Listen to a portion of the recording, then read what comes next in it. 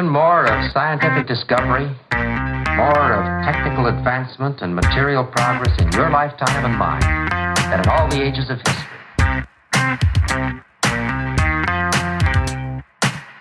Hi there, this is Matt Alder. Welcome to the August Roundup episode of the Recruiting Future podcast.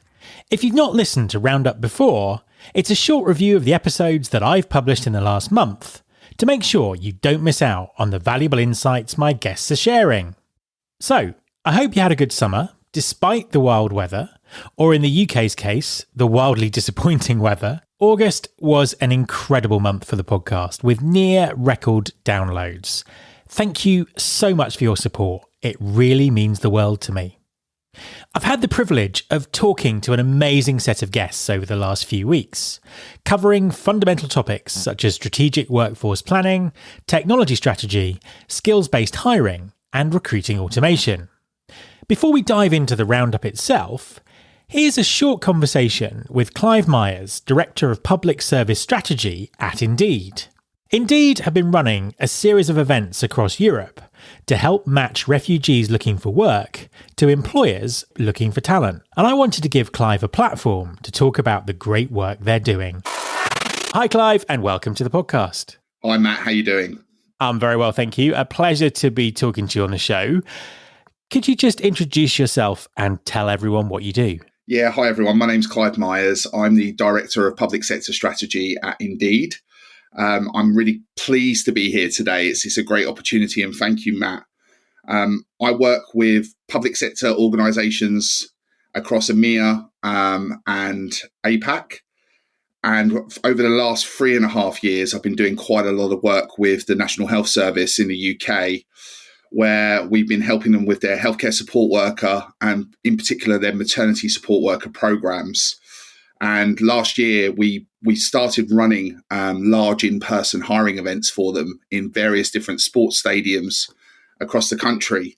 The NHS really wanted to hire people at volume and cut down the hiring process. And from that, which was really successful with the 7 events we ran, and the awful atrocities that was happening in Ukraine and elsewhere across the world, as an organisation, we thought to ourselves, well, how could we replicate that for refugees? So that's why I'm here today. Tell us more about the work you're doing with refugees, who you're partnering with, and how it works.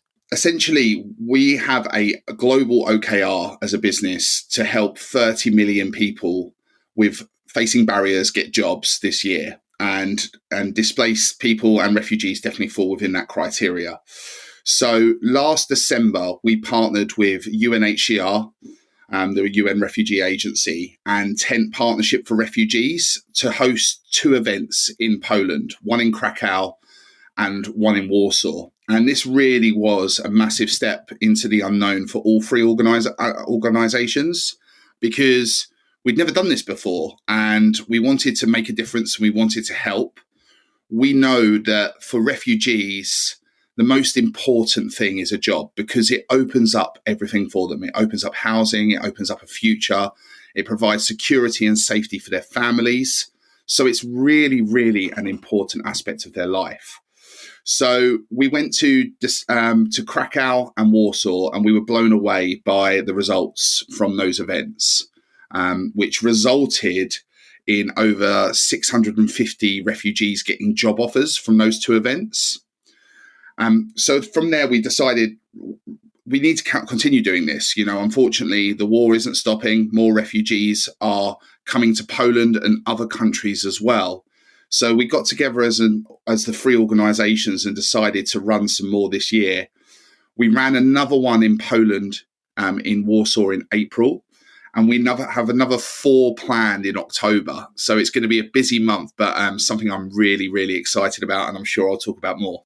Yeah, absolutely. Tell us a little bit more about what happens at a refugee job fair and what's Indeed's role in all of this. Yeah, so we have like an internal target that everyone that arrives on the day has to have a positive experience. Now, ideally, the positive experience is a job offer, but we understand with some roles that just isn't possible. So some of the, more highly skilled roles, you can't really do an interview on the day and offer someone. But for the more higher volume roles, that's what's happened at previous events. So that can happen, which is great. But the job fair is a chance for refugees to come and get advice and learn more about what their future looks like. So we have various different NGOs at each event. We might have a childcare NGO, for example, that explains to the refugee what happens once they get a job, because a high percentage of the refugees that are arriving at our events are women with children, and this might be the first time in a long time that they've looked for employment. So we explain what that situation is. We have legal NGO support, we have housing NGO support, and then we have partners across the countries that come and help with CV writing as well.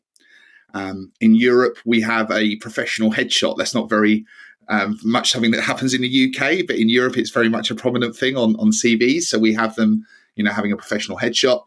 And then also from an Indeed perspective, we facilitate these events. We work with Tent to get some awesome organizations who are looking to hire refugees at the events. And then we also have an Indeed stand as well, Matt, because there could be somebody who turns up, there's 50 companies there, and none of them are a right fit for them. So they can come to the Indeed stand where we have Indeed colleagues who are there to help show how the job search works on Indeed, how the app works, could maybe set up some job alerts for them so that they can then go off and then still find employment after the event as well. Because what I think is really important, Matt, is these are one-day events, but these problems are still ongoing. So we need to create a safe place for them to find a job for their future as well. Oh, absolutely. And how do you deal with things like language barriers? It's a really good question, because there is a lot of different languages. For example, in Poland, the majority was Ukrainian. So we had translation support there from the UN. But each event is very different, Matt. So we are very fortunate from an Indeed perspective that we're a global organization in 60 different countries. So we have a lot of different language speakers at Indeed, and we have volunteers that have put their hands up to come over for each event and be able to speak in local language. But in short, Matt, we have a sticker system where when the refugee turns up on the day and registers, they say what languages they speak, and we have sticker colours to represent those languages. And throughout the course of the event, we have people who can speak different languages, and if there is language barriers there, then a translator can come over and assist with them as well. So what type of employers have you had at the events? Are you expecting at the events in the future? You remember, you mentioned things like high volume jobs. What type of employers is it? What sort of jobs are featured? It's a real wide spectrum, and that's something that I'm really proud of, because we have to have a wide spectrum of roles because the kind of refugees that are turning up. Like for one of the events, we had a very, very senior person who had worked at one of the big four for 20 years in Ukraine. And it was the first time he was looking for a role. And we were lucky that day to have another one of the big four there as well that we can facilitate that introduction to. But, we have hospitality there, Marriott's there. For example, in the UK this year, we have the National Health Service coming. I'm really happy to say that every single foundation trust and integrated care board in London is going to be at the event. But then we also have, delivery companies. We're hoping to have a real wide spectrum of employers that are going to be at these events. Tell us about the next events. When are they happening and where are they happening? Yeah, so we've got a really busy month in October. It's going to be fantastic. We've got 4 events coming in October. We have Milan on the 2nd of October, which unfortunately is already full for employers to register, but we do have a waiting list and people can reach out to me to discuss that in more detail. We have London at the Kia Oval on the 11th of October. We have Berlin on the 19th of October in Outer Munza. And on the 24th of October, we have Amsterdam at the Johan Cruyff Arena. All of these events are from 10 a.m. to 4 p.m. And if people are interested, then they can reach out to me for more information. And I'm sure I can share that with you on this podcast as well. Yeah, absolutely. I was going to say, how can people find out more? How can they get in touch? In the first instance, the best thing that they can do is just reach out to myself. And my email address is clive@indeed.com. And I can then speak to them about it, get the registration form over to them, and they can express interest that way. Great stuff. So, tell us more about the future plans. Is this something that you're looking to do outside of Europe in the future? And also, I suppose, give people a sense of how many job seekers might turn up at one of these events that you do. Yeah, definitely. So each country very much depends on density of refugees. So, for example, the highest amount of refugees in Europe at the moment is Poland. And we had 1,400 turn up to Warsaw at the event in April. So we are expecting for each event a range between about 750 and 1,000 refugees at a minimum for each event. And yes, we are looking to continue these, Matt. And we would be interested in looking more globally as well. It's not something I can 100% confirm now, but what I can confirm is at the 10th European Summit this year, we as a business made a pledge that our commitment is to support more than 15,000 refugees over the next 3 years. And in addition to that, we're organising those 5 events across Europe. So we've got 4 of them confirmed. So there will be another one coming up at least.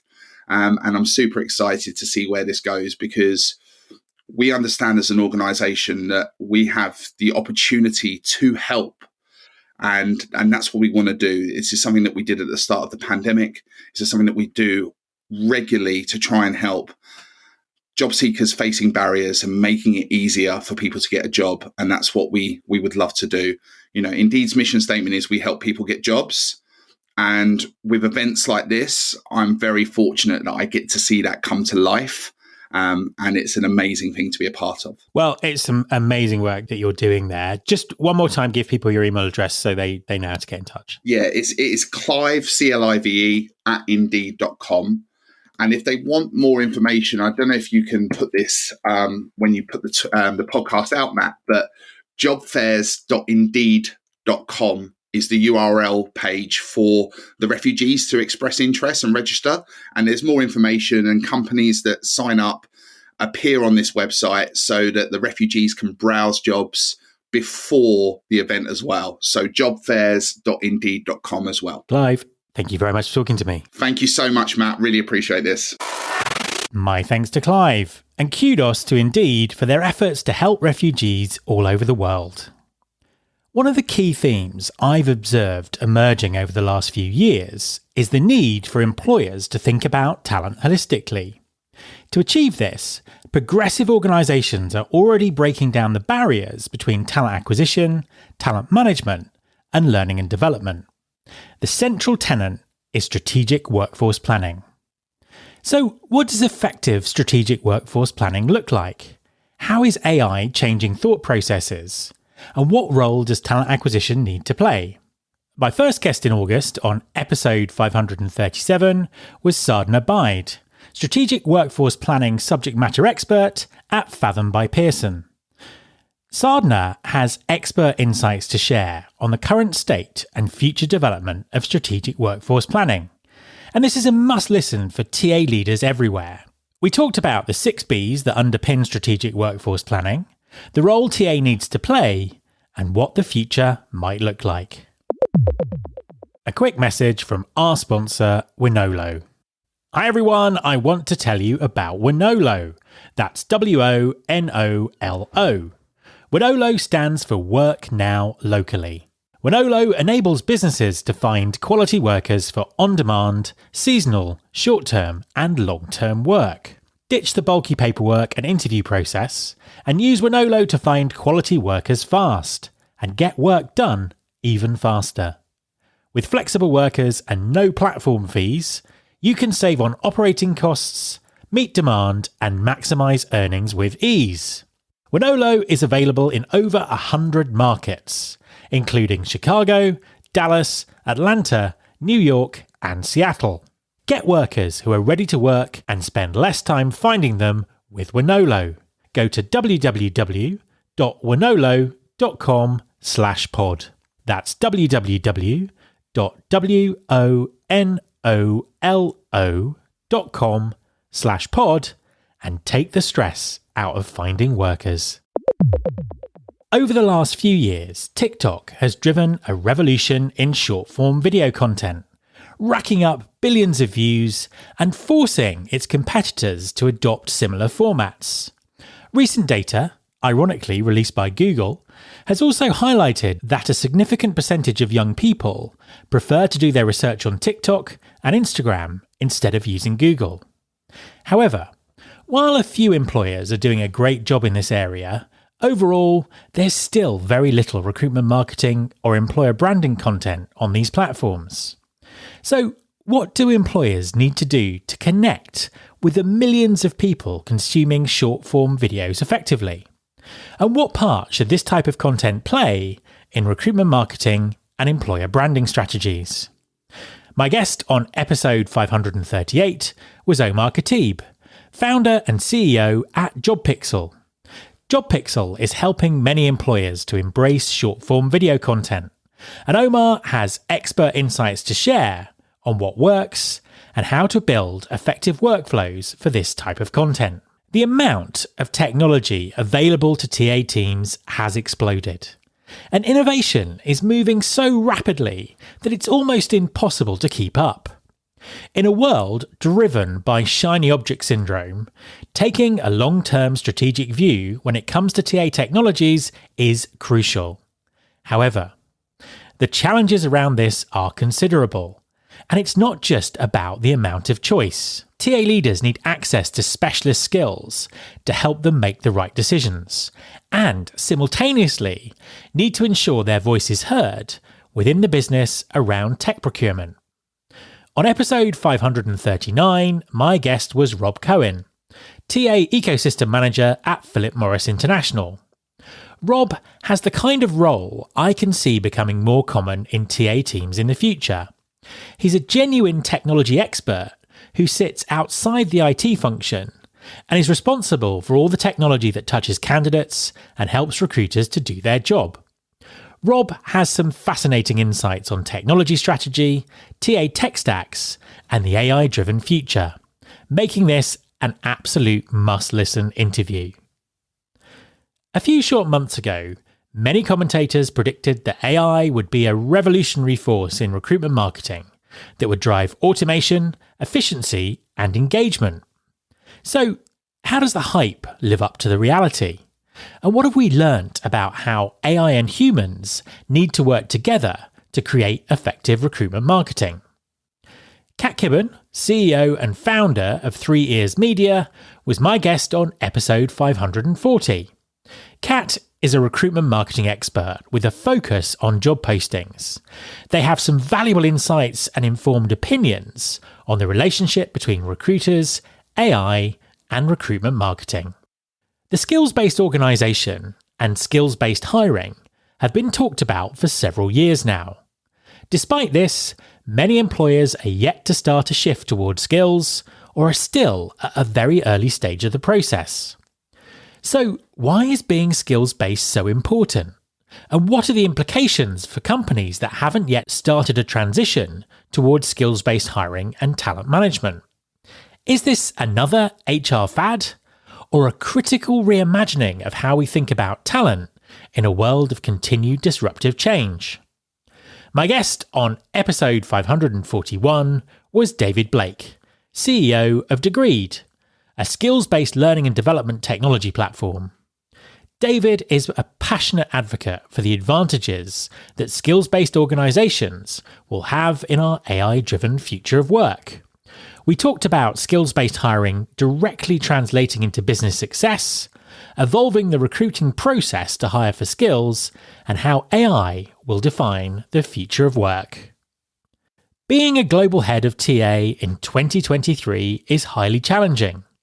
Dealing with disruptive talent markets and global hiring nuances while building a consistent approach to candidate experience and stakeholder relations and keeping on top of emerging technology trends is complex, to say the least.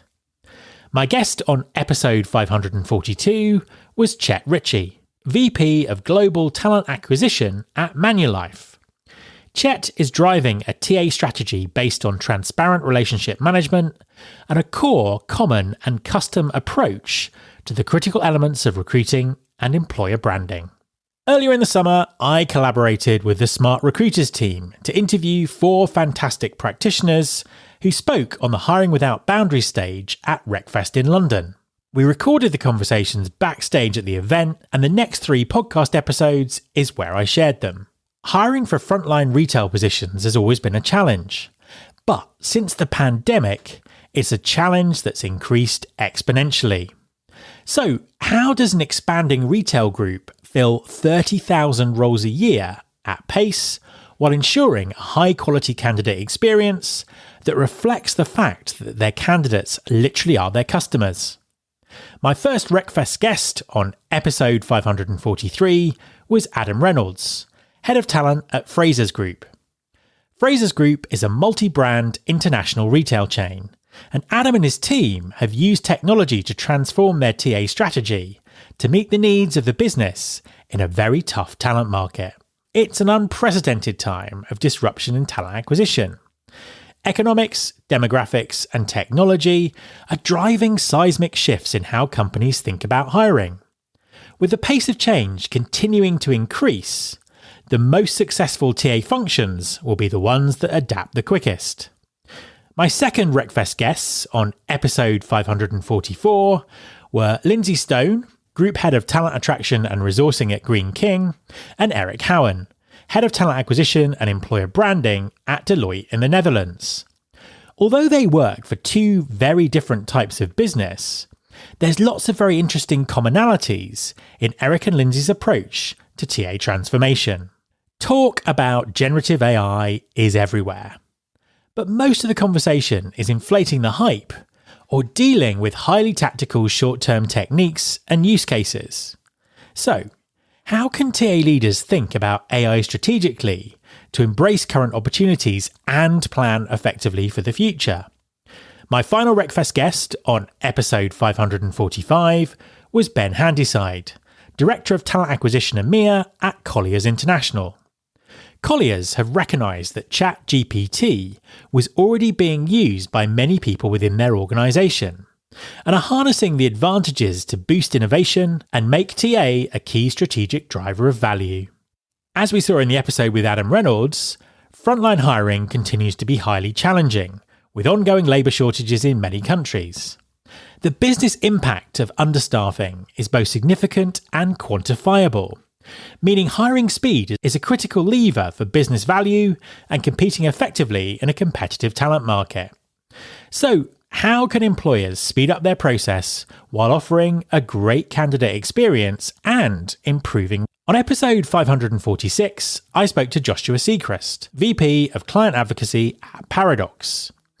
During his time as a global TA leader for McDonald's, Josh used technology to reduce frontline hiring times from 21 days to 3 days. He is continuing to help employers automate recruiting and innovate with AI at Paradox, and he has many valuable insights to share.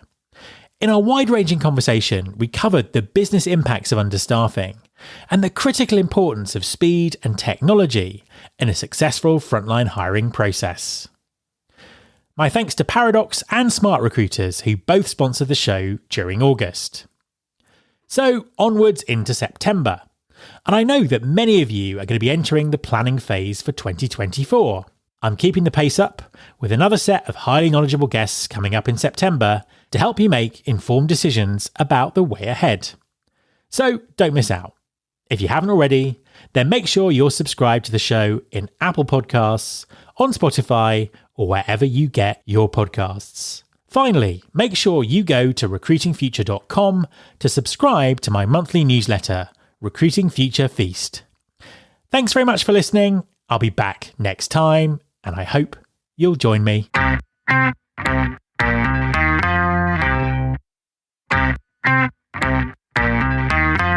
This is my show.